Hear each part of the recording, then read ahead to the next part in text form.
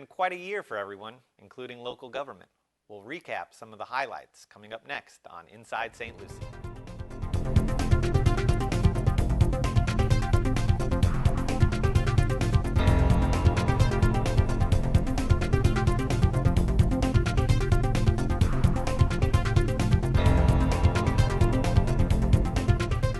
Welcome to Inside St. Lucie. I'm your host, Flynn Fidgen, filling in for Communications Director Eric Gill. We'll be talking with County Commissioner Kathy Townsend about the past year. But before we do that, here's some upcoming announcements and meetings next month. St. Lucie County's 6 branch libraries will close at 5 p.m. on December 24th and will remain closed on Friday, December 25th and Saturday, December 26th. For New Year's Day, libraries will close on Friday, January 1st. All other St. Lucie County offices and attractions will be closed Thursday, December 24th and Friday, December 25th for Christmas and Friday, January 1st for New Year's Day. Are you a local business still feeling the economic impact from COVID-19? Time is running out to apply for assistance. St. Lucie County has created a website with all the available resources to help you and your local business. Visit recoverstlucie.org for details. We're going to take a quick break, but before we do, here's the latest from St. Lucie Works.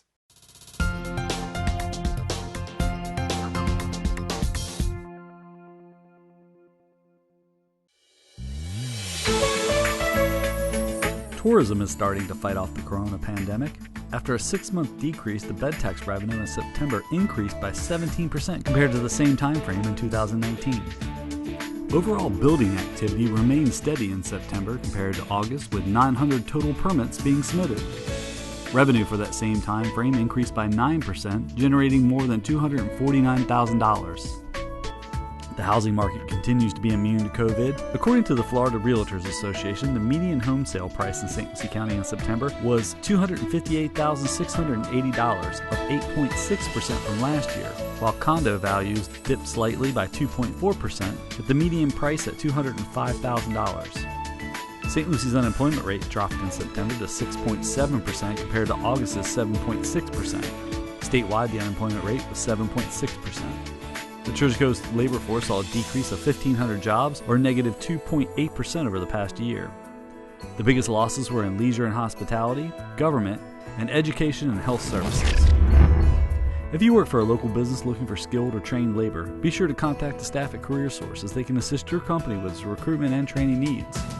And if you're an individual looking for a job, they can help you as well.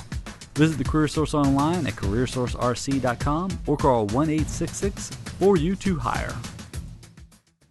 Welcome back to Inside St. Lucie. I'm your host, Flynn Fidgen, and joining us is County Commissioner Kathy Townsend. Kathy, thank you for joining us. Good morning. Thank you for being here. Thank you. It's kind of a bit different, isn't it, being on this side? It's different than being on the other side. Congratulations on being reelected. You've just finished serving your first 4 terms as a county commissioner.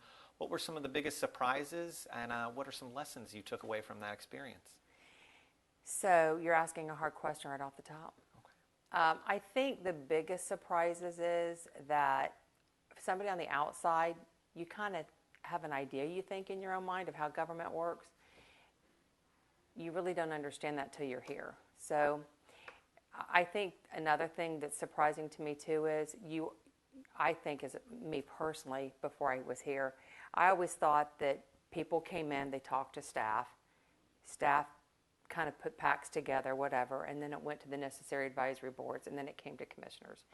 And I was surprised to find out that it doesn't. I was surprised to find out that a lot of the times when stuff comes in, it never gets to planning and zoning, or it never gets to a commissioner because staff has axed it. They say, we don't like that, we're not going to support that, it's not good.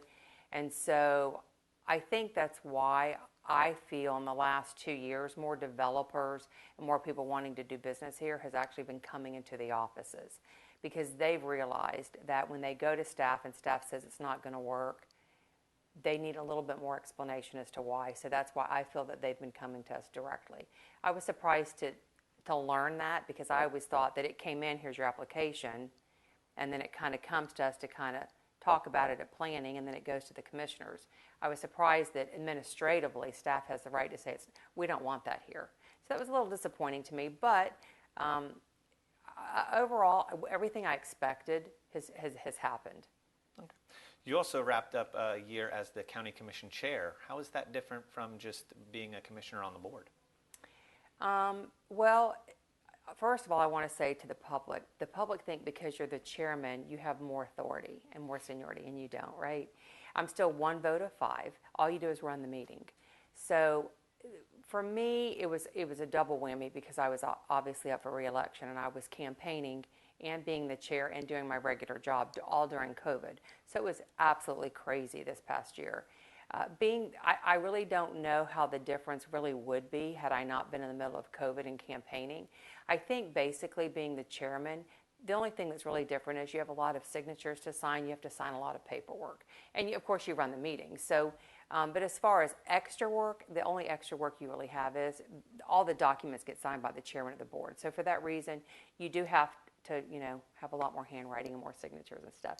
But outside that, you basically just run the meetings. And of course, this year was COVID, so there was not as much activity going on as there normally would be.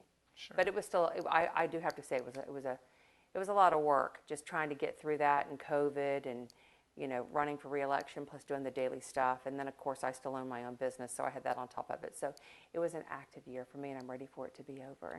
I bet. Speaking of running for re-election, across the Treasure Coast, we saw a lot of young people get involved and run for office in public government. What advice would you have to young people who are thinking about getting into the public sector?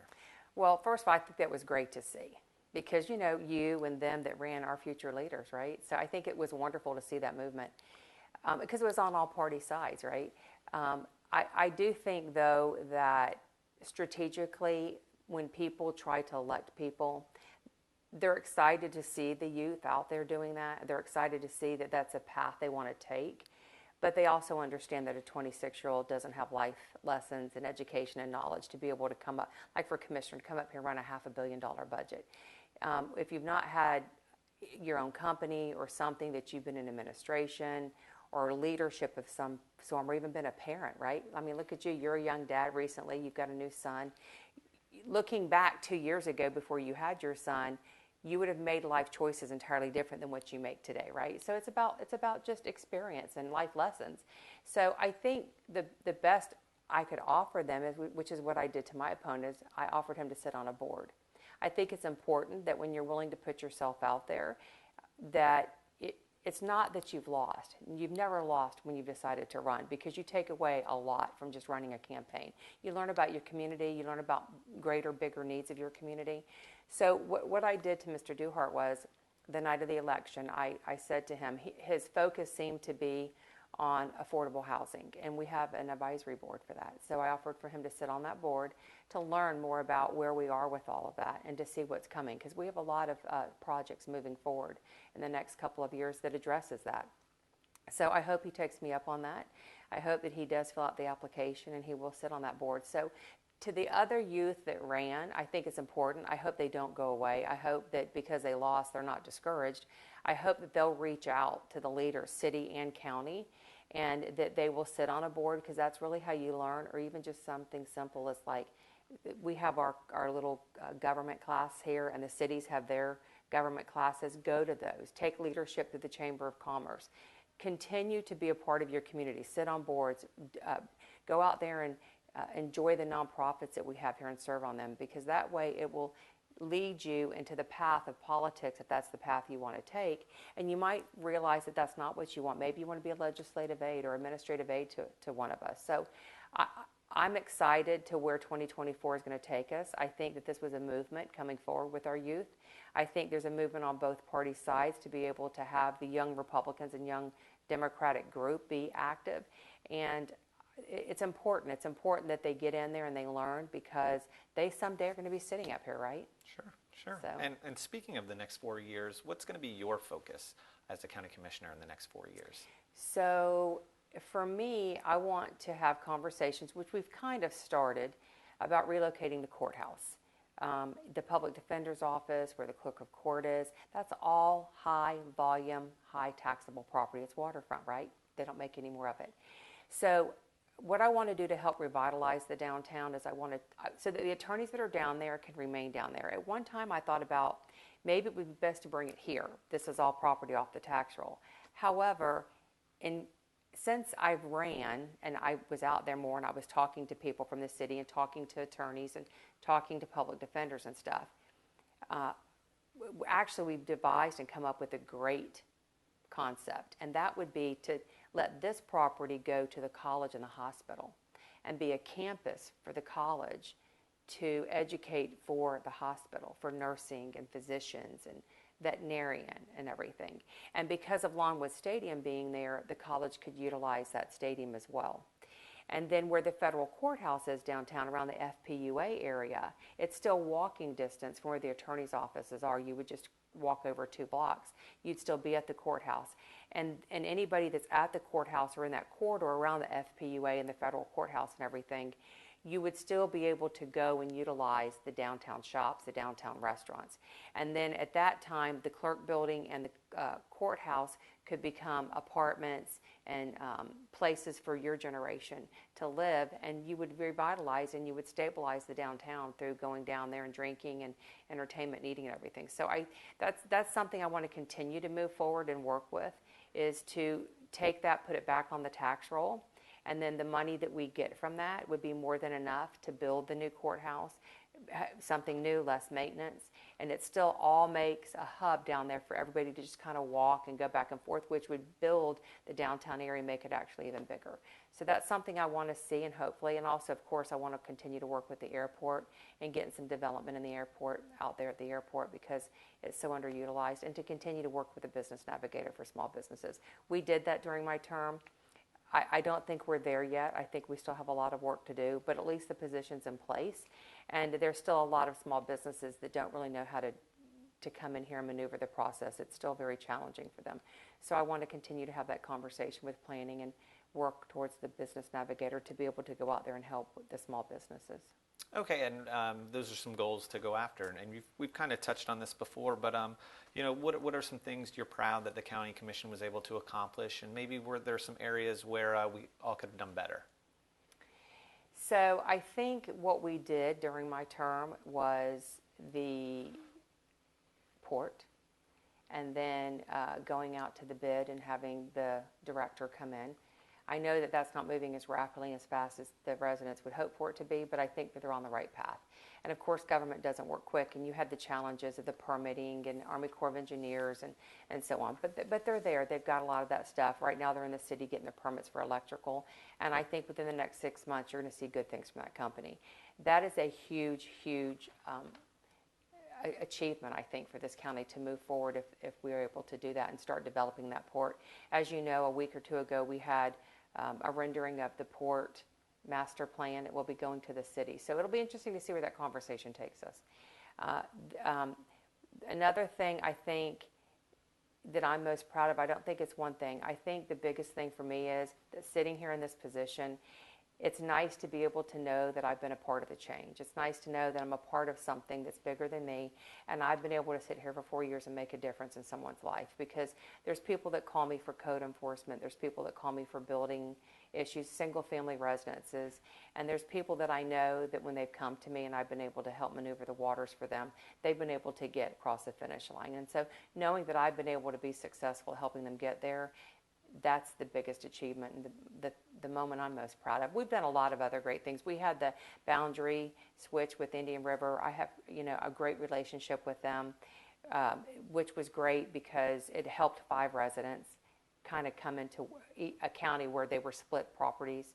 So, just simple things like that. It's about the relationships you build in the other counties. I'm great friends with the commissioners to the west in Okeechobee, a couple of them to the south, and so those are relationships I know that I'll carry forward no matter if I'm here or not. That's fantastic. Is there anything that you'd like to bring up that we didn't talk about today?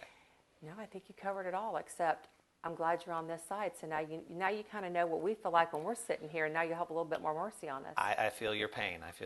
Well, it's not that it's painful. It's just, I don't really like the camera, and I don't really like knowing that somebody's filming me or whatever. So now you understand how we feel when we sit here, because you're usually on that side of the camera. And now I know how kind of how not as helpful the advice is, just ignore the cameras and talk to other people. It's Yes. easy to say that. It's another thing to sit up here It and do. is. But I take it this is going to be filming in December. Correct. So I do want to wish everybody happy holidays. And 2020 is almost over. There's still a lot of things that are silver linings at the end of the greatness that happened during 2020, even though we had challenges. But 2021, we're headed in the right direction. So I do want to say Merry Christmas and happy holidays to everybody. Well, thanks for stopping by, and please stay tuned. We'll be right back. We hope you've enjoyed this episode of Inside St. Lucie. From myself and everyone on the staff, thanks for stopping by, and stay classy.